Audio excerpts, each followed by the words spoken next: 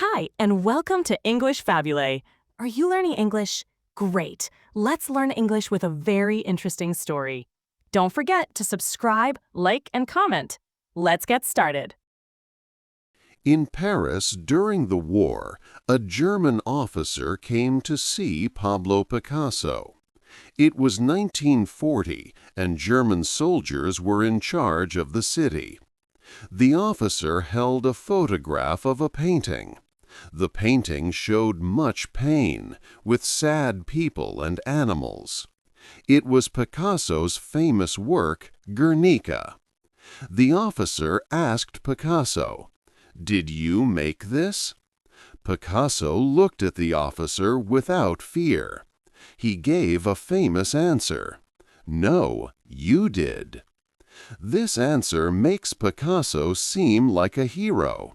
He blamed the officer for the violence in the painting, not himself. This was a very strong and clever reply. It showed great courage. But this answer was also not fully true. Picasso did make Guernica. He painted it because he was very angry and sad about the war.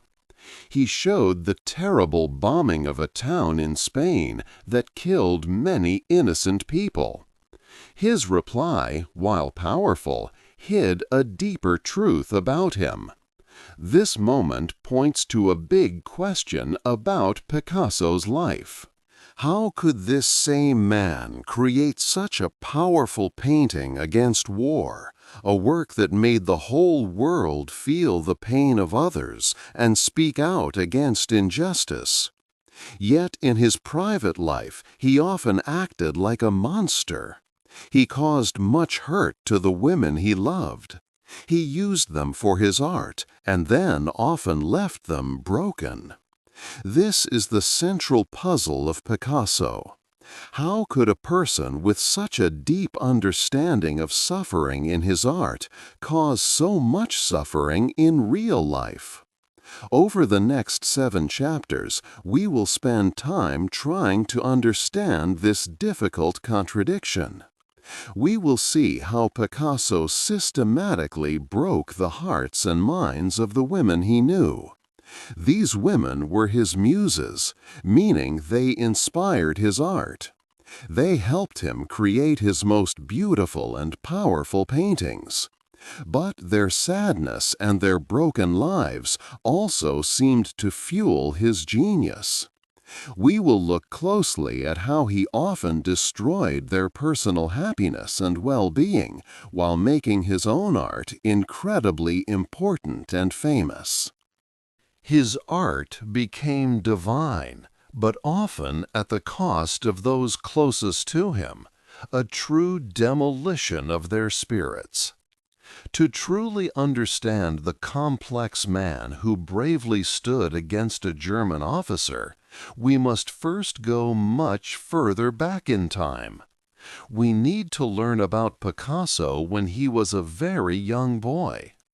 A single, very sad and tragic event happened to him then.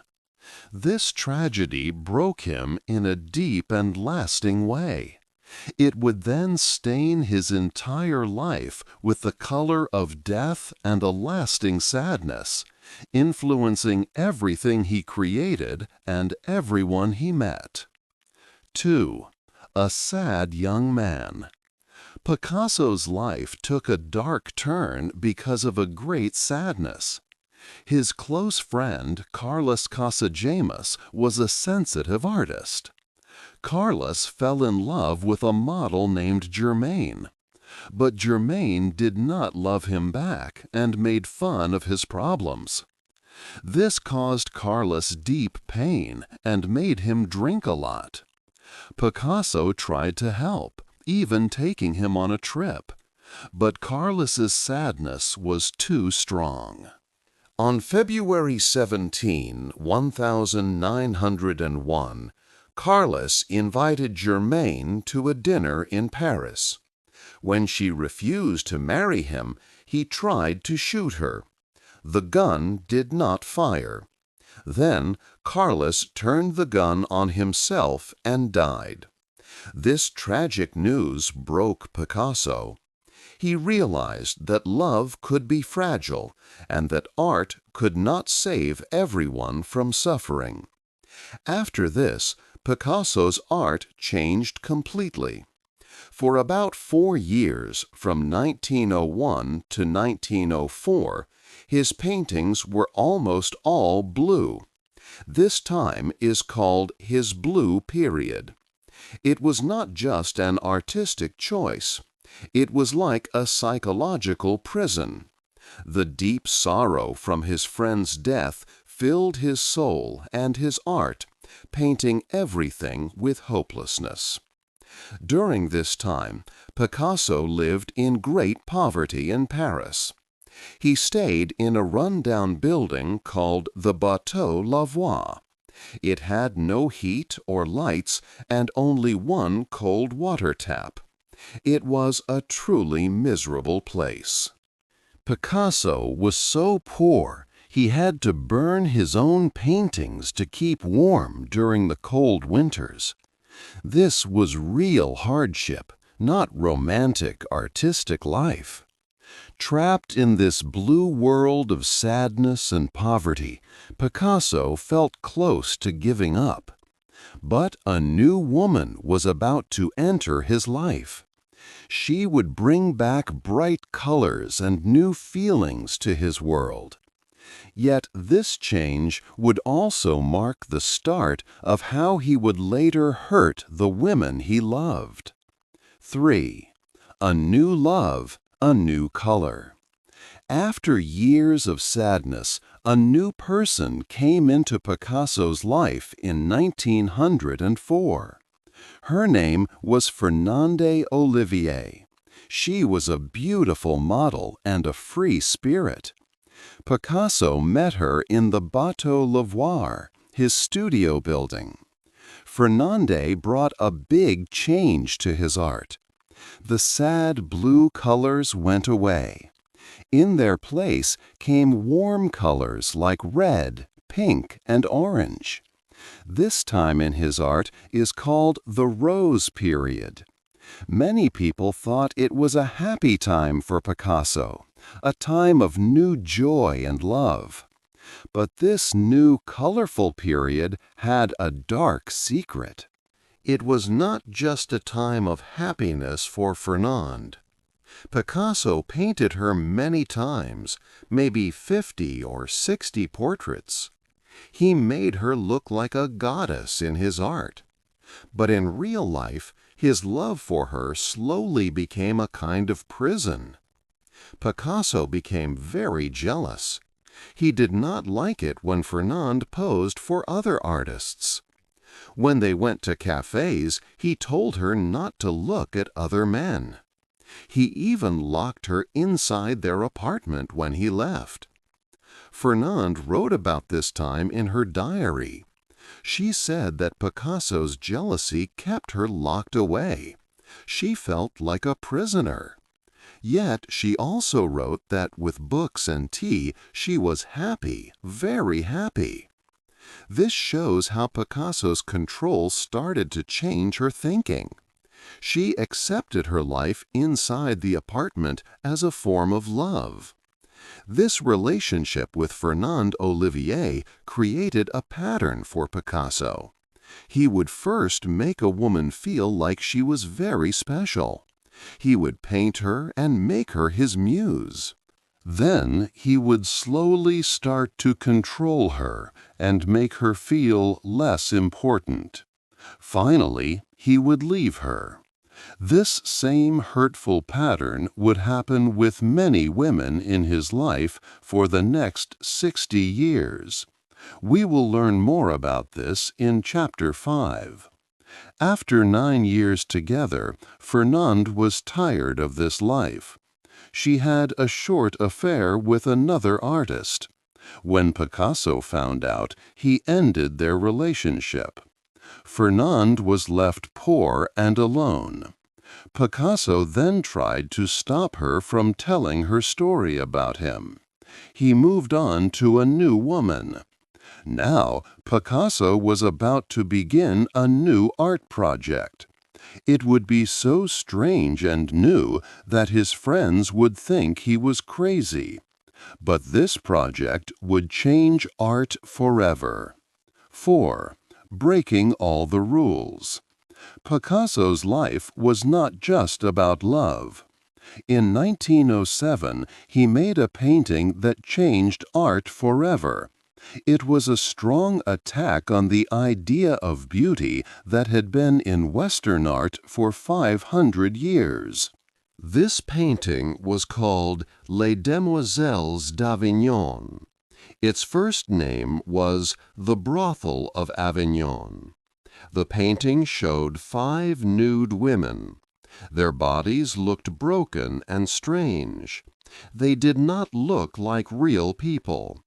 One woman's face looked like an old Egyptian mask. Others looked like old masks from Africa. Picasso used these primitive shapes. He believed they held a truth that European art had forgotten. For Picasso, traditional art told a pretty lie. He wanted to show a different truth. His friends did not like it. Henri Matisse said it was a bad joke. Even Georges Braque, who later worked closely with Picasso, did not like it much at first. They saw it as an attack on all the old rules of painting. Picasso was saying that the way artists had painted for centuries was a lie. This included the idea of showing things from only one viewpoint. Picasso wanted to show the world in a new way. He wanted to show objects from all sides at once. He did not want to show just one moment in time. This new way of seeing became Cubism. He worked with Georges Braque to develop it between 1907 and 1914. In the first part of Cubism, called Analytical Cubism, Picasso and Braque used quiet colors like gray and brown. They broke objects into many small geometric shapes. In these paintings, it was hard to see the real object. You could only know it from all its broken parts. This was more than just a new style of painting. Picasso was asking, how do we really see things? He ended the old ways of painting that started in the Renaissance. He created a new way to understand reality in art. But there was a sad truth. While Picasso gave art much freedom, he took freedom from the women in his life. He learned to break reality apart on a canvas. Soon he would use this same strong way to change the minds and feelings of the women who loved him. 5. The women he used. Pablo Picasso had a clear view of women. He believed there were 2 kinds, goddesses and doormats. First, he would treat a woman like a goddess. He painted her many times, showing her beauty. Then, slowly, he would change her into a doormat. He made her feel small, then left her. This was his cruel way. After Fernand, Picasso met Eva Guel, a gentle dancer. He put loving messages for her in his art. But Eva became very sick. As she grew weaker, Picasso's feelings for her grew cold. When she was dying, he left her for another woman. Eva died alone in 1915. Picasso painted a sad piece after her death, but it was more about his own pain. This sad pattern continued. He married Olga Khokhlova, a Russian ballet dancer who brought him into high society. They had a son, Paolo, but Picasso did not like married life. While still married, he began a secret affair with Marie-Thérèse Walter. She was 17. He was 45. He kept her hidden from Olga for years. Marie-Thérèse had his daughter, Maya. Picasso painted her as a beautiful woman, giving new life to his art. Olga became very troubled by his many secret lovers. Then, in 1936, Picasso met Dora Maar. She was a talented painter and photographer, very smart. Their relationship was often difficult. Dora was with Picasso when he made his famous Guernica. He painted Dora as a weeping woman, her face broken and sad. Picasso said he made her cry, then used her tears for his art. He turned her suffering into his paintings. One day, Marie-Thérèse and Dora met in Picasso's studio. They argued. Marie-Thérèse asked Picasso to choose. He kept painting. He said he liked Marie-Thérèse for being sweet and doing what he wanted. He liked Dora for being smart. He chose Dora, but Marie-Thérèse stayed his secret lover. His surprising choice set the stage for his next great artwork. 6. A famous painting and a monster. The Spanish Civil War started in 1936. In 1937, fascist planes bombed a small Spanish town called Guernica. Many innocent people died. Picasso was very angry about this terrible act. The Spanish government had asked him to create a large painting for an exhibition. Picasso used this chance to show his strong feelings. He painted a huge mural named after the town, Guernica. The painting was black, white, and gray, full of screaming faces, broken bodies, and a dying horse. A woman held her dead child. It was not a realistic picture, but a powerful image of pain and a clear message against war. He finished it in about 3 weeks. The painting quickly became known worldwide as a symbol of humanity's suffering. While Picasso showed courage with Guernica, he also explored his own dark nature. In many of his works during this time, a strange creature appeared, the minotaur. The minotaur was a monster from Greek stories, half man, half bull, living in a maze and eating human flesh. Picasso drew and painted this creature many times, showing his inner conflicts. He once said, "If all the ways I have been were joined up, it might represent a minotaur." This was a shocking confession. Picasso saw himself as this consuming beast, a powerful force that took from others. The Minotaur became a secret self-portrait of his own monstrous side. When World War II began, Nazi soldiers occupied Paris in 1940. Picasso stayed in his studio, refusing to leave even when he could have. The Nazis called his modern art degenerate and forbade him from showing it. Still, Picasso bravely continued to paint. He was a public figure of resistance. Yet, his cruel side remained in private life. He continued his psychological torture of Dora Maar, his artist friend and lover. He caused her much pain, then used it for his art. His famous The Weeping Woman portraits showed Dora's tears and sadness. He took her real-life suffering and turned it into his celebrated artwork. When the war finally ended, Paris was free. Picasso was celebrated as a hero who had stayed to resist. He even joined the French Communist Party, stating he would fight for good. But what happens when such a famous artist, who also harbored a monster inside, receives the world's full praise and adoration?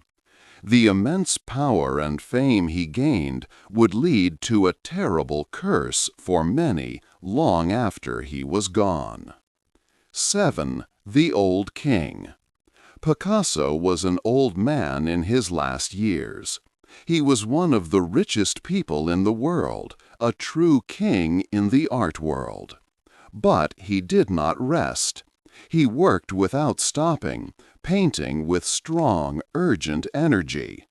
Why was this famous artist so scared? He had a deep fear of dying. He was also afraid of losing his strength and power as he got older. These big fears pushed him to create a huge number of artworks. He painted hundreds of new pieces every single year. His paintings from these late years were very powerful and full of life, even though his body was getting weak. Picasso truly believed that as long as he was making art, he was alive. He thought that if he ever stopped creating, he would simply stop existing. This strong belief made him work very hard, trying to use his art to fight against time and death itself. He took a second wife named Jacqueline Roch. She was 47 years younger than him. Picasso met Jacqueline in 1952 and married her in 1951 when he was 80 years old. Jacqueline quickly became his most important model. He painted her face and form more than 400 times. But she was more than just a muse. She became his gatekeeper. Jacqueline made sure that Picasso's children from his earlier relationships could not visit him. She also kept many of his friends away. She built a kind of beautiful but strict wall around the famous artist, controlling who could see him and how he spent his final years. Jacqueline's strong control and Picasso's deep isolation created a dangerous situation for the future.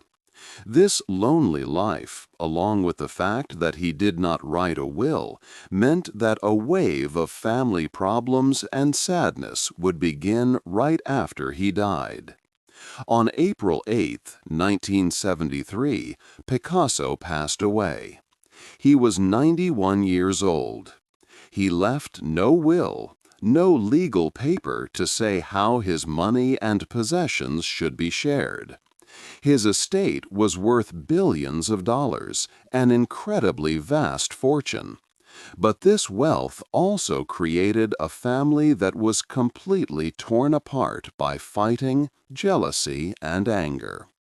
His different wives, former lovers, and many children all wanted a part of his legacy. A huge, complicated problem had started. The fuse of a terrible family bomb was lit, and a big explosion of conflict and pain was coming for everyone he left behind. The end of the story.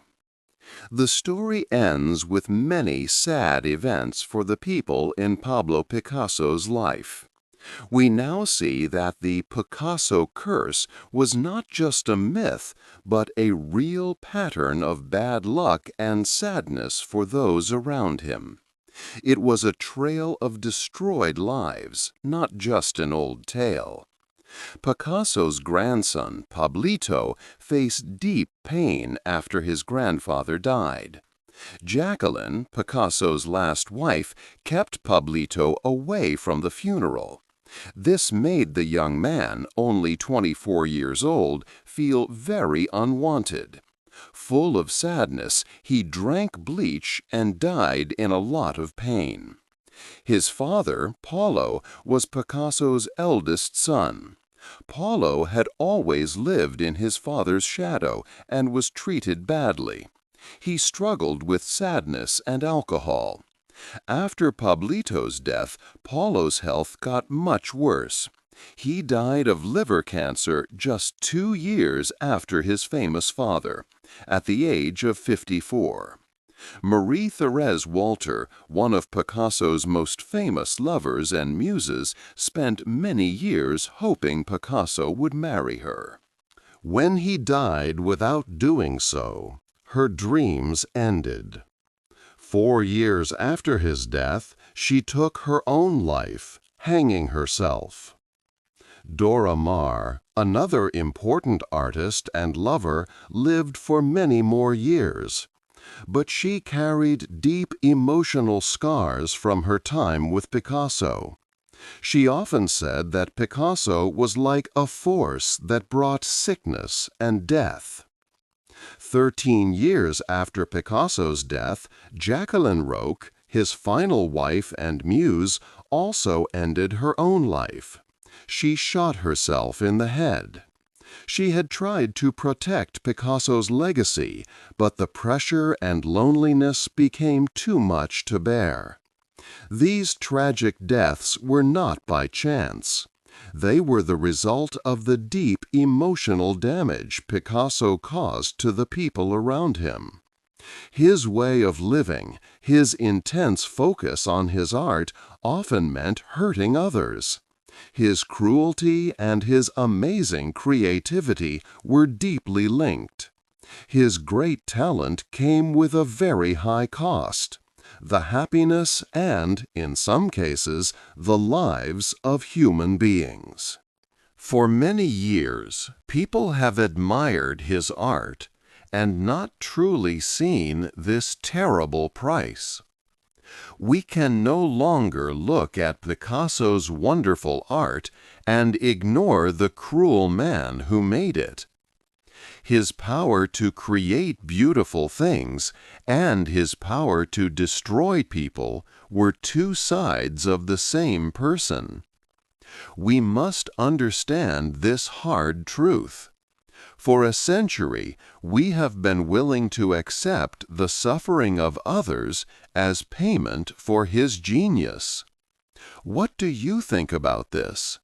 Can we truly enjoy art when we know it was made at such a high human cost? Hey there! Just a second before you go. If you learned something new today, please give this video a like, write your thoughts in the comments, and subscribe to the channel. It only takes a second, and it really, really helps to create even better English videos for you. Your support means the world.